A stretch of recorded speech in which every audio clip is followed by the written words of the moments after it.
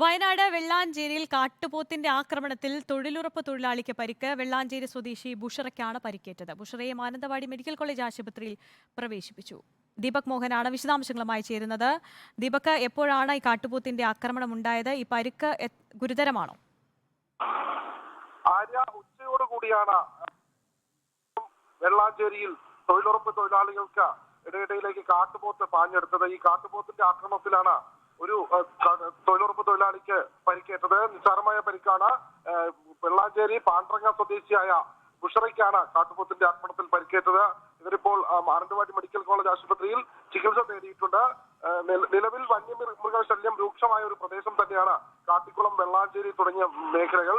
ഏതായാലും ഇപ്പോൾ ബുഷറയ്ക്ക് നിസ്സാര പരിക്കാണ് ഏറ്റത്. ആശുപത്രിയിൽ ചികിത്സ തേടിയതിനു ശേഷം അവർ ഇപ്പോൾ വീട്ടിലേക്ക് മടങ്ങിയിട്ടുണ്ട്.